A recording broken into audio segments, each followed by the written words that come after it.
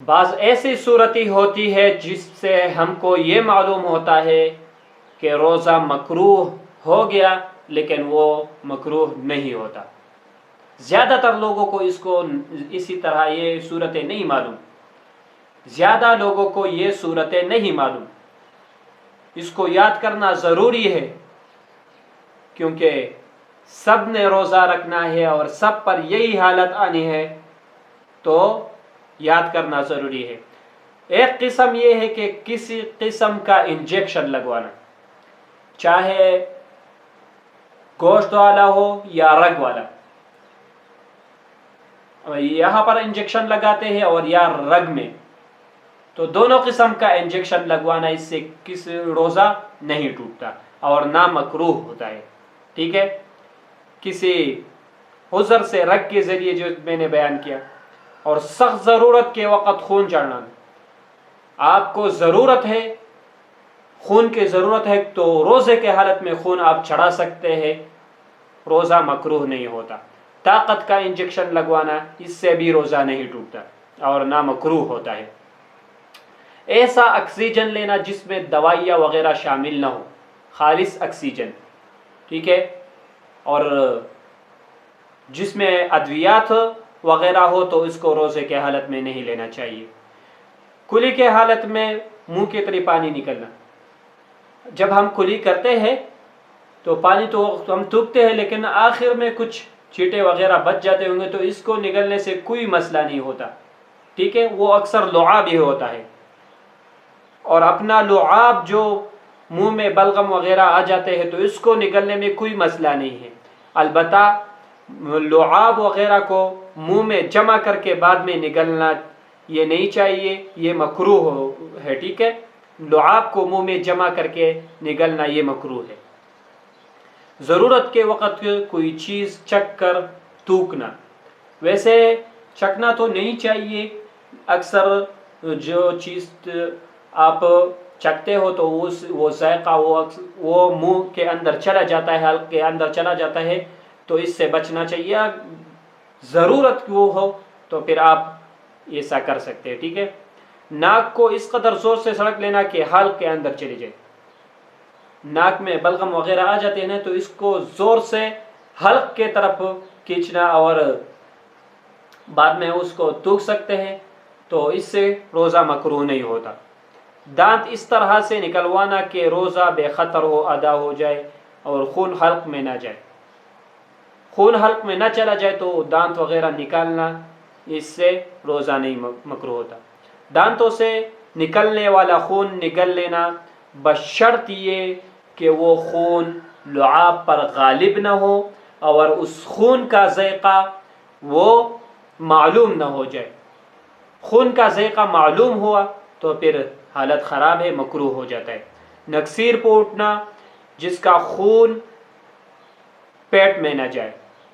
ٹھیک ہے. حلق کے اندر نہ چلا جائے. اگر نکسیر پھوٹا تو اس سے روزہ نہیں مکروہ ہوتا. ٹھیک ہے. چوٹ وغیرہ کے ذریعے جسم سے خون نکلنا، اس سے بھی روزہ مکروہ نہیں ہوتا.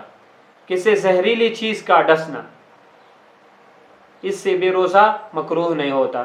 مرگی کا دورہ ہونا، اس سے بھی روزہ مکروہ نہیں ہوتا.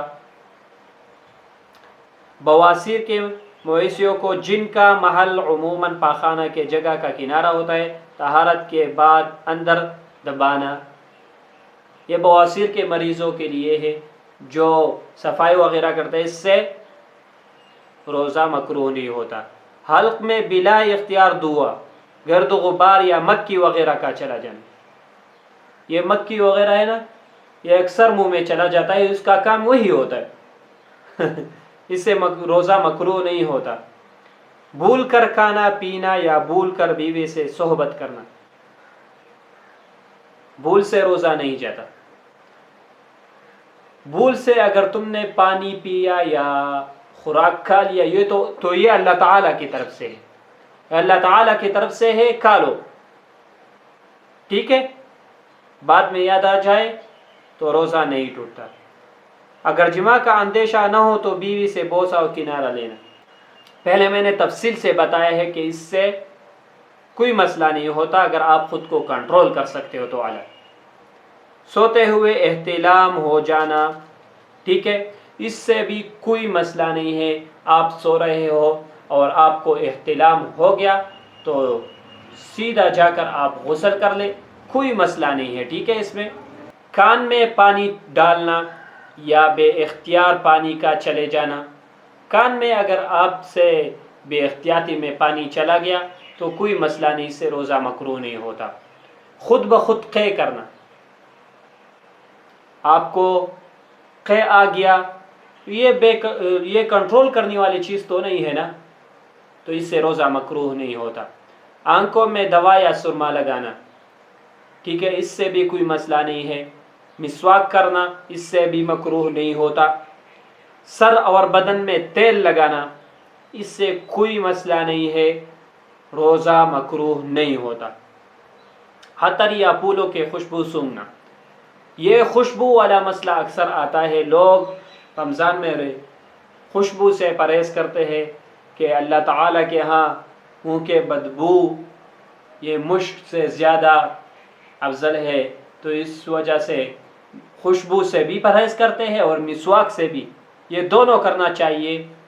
وہ مشک سے وہ بدبو جو مشک کے ہاں سے زیادہ افضل ہے وہ کسی اور اعتبار سے ہے، اور یہ اور اعتبار ہے۔